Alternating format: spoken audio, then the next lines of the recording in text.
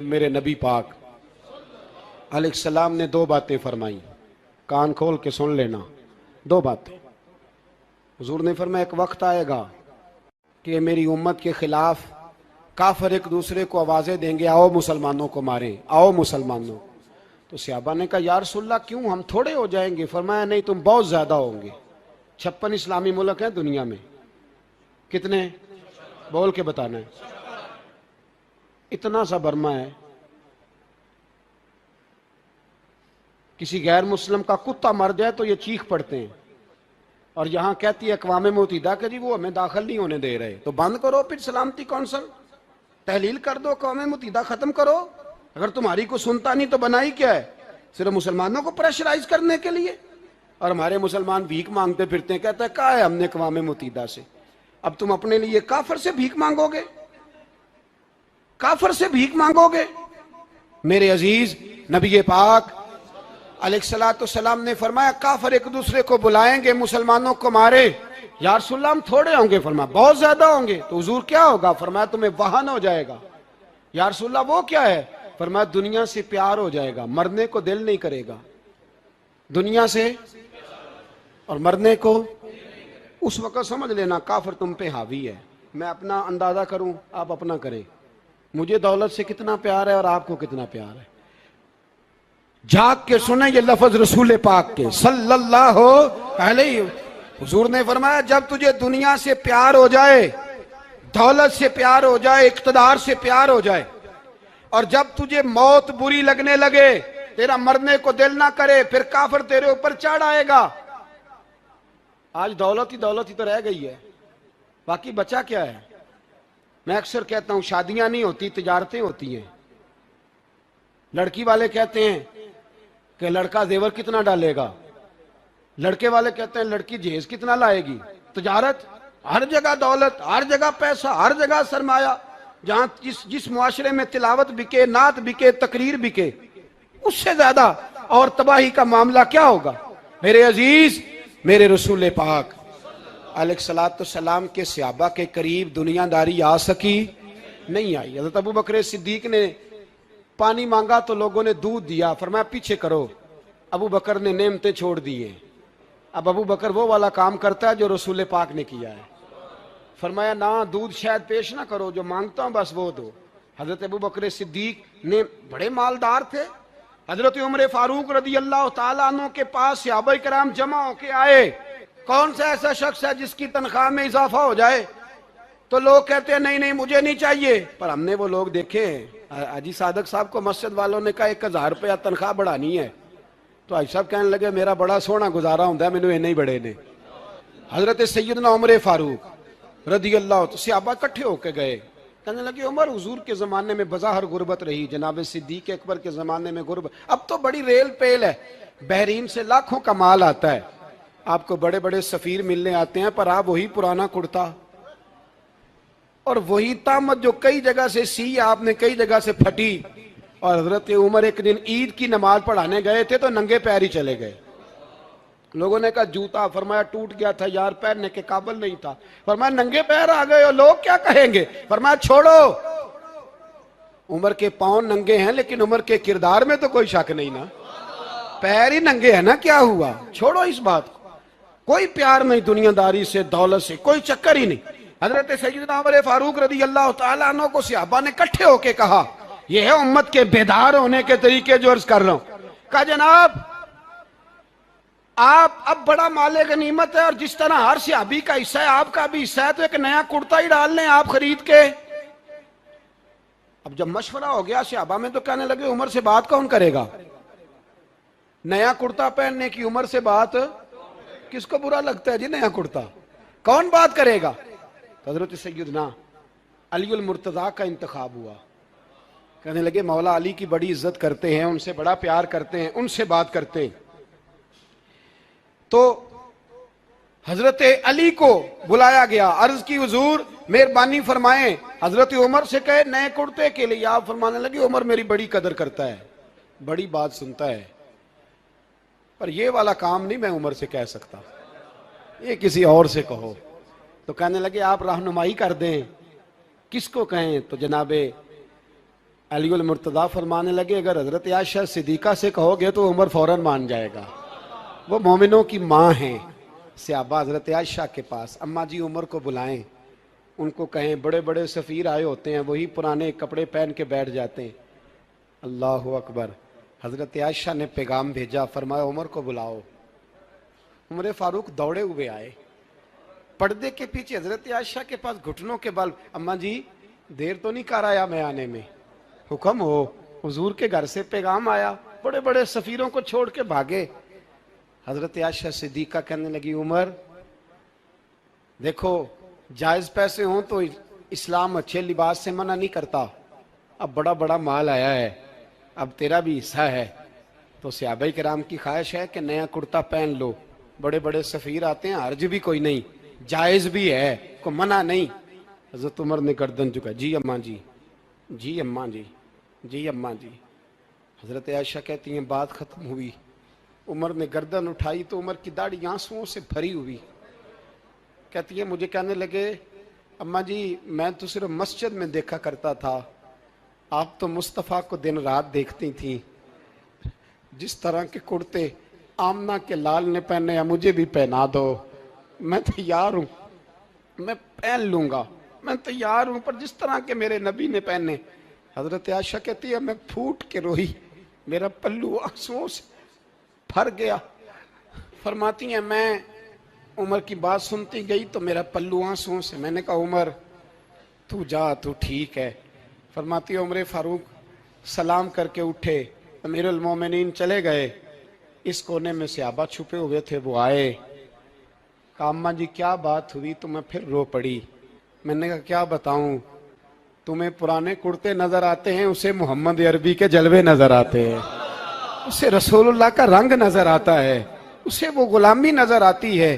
عمر کو دنیا سے پیار، اور دنیا سے پیار نہیں تھا، دعا پتہ کیا تھی؟ یوں جھولی اٹھا کے اللہ مرزقنا شہادتن فی سبیلک وجعل موت فی بلد حبیبک، اللہ عمر کو بسترے والی موت نہ دینا، موت شہادت کی دینا، اور میں میدان میں جا کے نہیں مرنا چاہتا، مجھے رسول اللہ کے شہر میں موت چاہیے، باہر جا کے نہیں، یہی میدان لگے مدینے میں، یہی موت آئے، اسباب بنا، میں مدینہ بھی نہیں چھوڑنا چاہتا۔ او بھائی ان لوگوں کو نہیں پیار تھا، جناب صدیق اکبر کا وصال ہوا تو زہر کے اثر سے، وہ جو آپ کو زہر لگا تھا، بعض مفسرین نے لکھا ہے کبھی کبھی وہ جو سانپ نے ڈسا تھا تو کبھی کبھی اس کا اثر آتا تھا، بس اللہ نے شہادت دینی تھی کبھی کبھی، ورنہ تو بڑی شفائیں تھیں۔ حضرت عمر شہید، حضرت عثمان، جناب علی، امام حسن، امام حسین، علی اکبر، علی اصغر، حضرت عباس، حضرت سعد بن معاذ، حضرت امیر حمزہ، مصعب بن عمیر، میرے محبوب نے تو لسٹ بنائی شہیدوں کی، لسٹ بنائی شہیدوں کی، شہادت سے پیار کیا رسول اللہ صلی اللہ علیہ وسلم کے غلاموں نے، پیار کیا شہادت سے، اسی لیے تو کافر اٹھ نہیں سکا کہ شہادت سے حضرت سعد بن معاذ رضی اللہ تعالیٰ عنہ کو زخم لگ گیا، جنگ سے زندہ آ گئے لیکن زخم ہے، رو کے کہنے لگے محبوبہ سارے شہید ہو گئے، میں ایسے ہی رہ گیا۔ حضور نے فرمایا نہیں، رب تجھے بھی شہادت کی موت ہی عطا فرمائے گا، اسی زخم میں پردہ ہو گیا۔ میرے بھائی حضرت عمر بن جموح رضی اللہ تعالیٰ عنہ 4 بیٹے لے کے احد کے میدان میں آئے، کہا محبوبہ میرے 4 ہی تھے، میں سارے لے آیا ہوں، سارے ہی قبول ہیں؟ اور میں ٹھیک ہے، پھر خود بھی زرہ پہن لی، ایک ٹانگ سے لنگڑے تھے، ٹانگ چھوٹی تھی، حضور نے فرمایا تو نے کیوں لباس پہن لیا ہے؟ کہا حضور میں نے بھی تو جہاد پہ جانا ہے نا۔ تو حضور نے فرمایا تیرے 4 بیٹے جو جا رہے ہیں، تو کہا یا رسول اللہ کیا لنگڑے جنت میں نہیں جا سکتے؟ حضور لنگڑے اللہ کو قبول نہیں، میں نہیں جا سکتا؟ تو میرے نبی پاک صلی اللہ علیہ وسلم نے فرمایا نہیں، جنت تو تیرا انتظار کر رہی ہے۔ کہا حضور پھر میں بھی جاؤں گا، بچے جائیں گے تو میں بھی جاؤں گا۔ ایک بی بی احد کے دن 3 سال کا بچہ لے کے گھر سے نکلی، بیویوں کو کہتی ہے میرا خامد بھی بدر میں شہید ہوا، بھائی بھی اور باپ بھی، آج حضور نے پھر بلایا ہے، دل کرتا تھا کوئی جوان بیٹا ہوتا تو میں پیش کرتی، پر اب میرے پاس یہ 3 سال کا ہی ہے۔ بچہ لیا، مدینے میں مسجد نبوی میں حضرت بلال سے کہنے لگی 2 منٹ حضور کا دیدار چاہیے. نبی پاک آئے. کیسے آئی ہو؟ کہنے لگی محبوبہ میں شہید کی بیٹی، شہید کی بہن، شہید کی بیوہ ہوں. میرے پاس اب جوان تو کوئی نہیں، یہ 3 سال کا ہی ہے. حضور نے مسکرا کے فرمایا یہ کرے گا کیا؟ کرے گا. کہنے لگی حضور سنا ہے اسلحہ تھوڑا ہے، ڈھال کی ضرورت ہے. لوہے کی ڈھال ہوتی تھی، جب تلوار آتی تھی تو آگے کی جاتی تھی. کہا محبوبہ میرا شہید کی اماں بننے کو بڑا دل کرتا ہے، یہ میرا 3 سال کا لے جاؤ، جب تیر آپ کی طرف آیا تو میرا بیٹا آگے کر دینا، یہ ڈھال کا کام تو دے گا نا. ہنستے ہوئے محبوب کی آنکھوں میں آنسو آئے. بچے کو پکڑ کے سینے سے لگایا، ماتھا چوما، فرمایا جا تیرے ساتھ وعدہ ہے قیامت کے دن تجھے شہید کی اماں کہہ کے ہی پکارا جائے گا. وعدہ ہے تیرے ساتھ تجھے شہید کی. میرے بھائی مرنے کو دل ہی نہیں مسلمان. میرے نبی پاک صلی اللہ علیہ وسلم نے فرمایا جس کے دل میں کبھی شہادت کی آرزو پیدا نہیں ہوئی اس کے سینے میں دھڑکنے والا دل مومن کا ہے ہی نہیں، وہ تو منافق ہے. جو کبھی دین کے رستے میں شہید ہونے کو، میرے بھائیوں دین کو بڑی ضرورت ہے، بڑی ضرورت ہے، بڑی. اے خاصائے خاصان رسول وقت دعا ہے امت پہ تیری آ کے عجب وقت پڑا ہے. وہ دین جو بڑی شان سے نکلا تھا وطن سے، پردیس میں وہ آج غریب الغربا ہے. فریاد ہے اے کشتی امت کے نگہباں، بیڑا یہ تباہی کے قریب آن لگا ہے.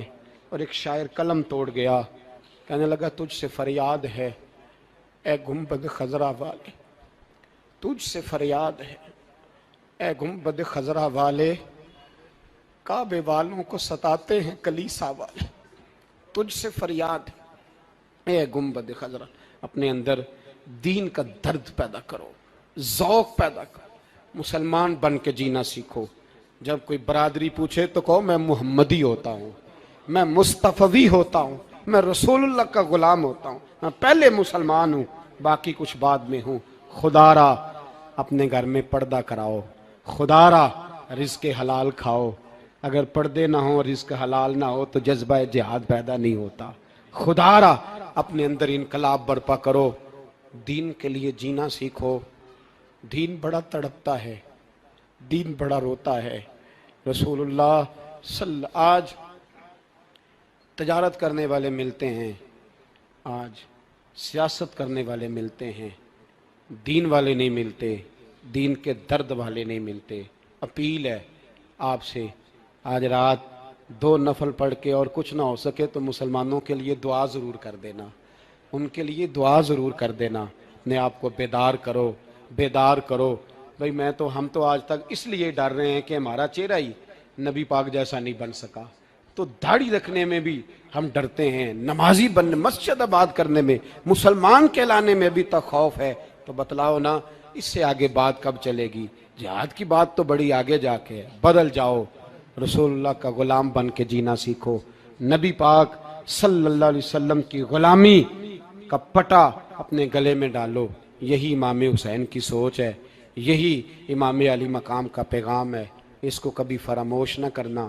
امام حسین ہمیں بتا گئے سارا کچھ لٹ جائے پر دین کے اندر کوئی نقص واقعہ نہ ہونے پائے. کوئی شرابی، کوئی بے ایمان، کوئی لٹیرا کبھی اس کے سپورٹر نہ بننا. ہمیشہ وہ کسی شاعر نے کہا تھا ہم سے نہ رقم ہوں گے قصیدے یزید کے.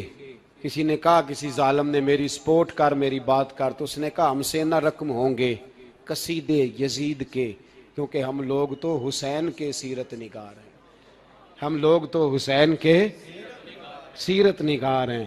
یہ محرم کے جو دن ہے یہ انقلاب کے دن ہے، رونے پیٹنے کے نہیں، انقلاب کے دن، جذبوں کی بیداری کے دن، ظلم کی آنکھوں میں آنکھیں ڈالنے کا جذبہ پیدا کرنے کے دن. اس کو اسی رنگ میں لو. اے خالق کائنات اپنے محبوب کی امت پہ رحم فرما اور اپنے فضل سے ہمیں دلوں میں جذبہ جہاد اور شوق شہادت عطا فرما.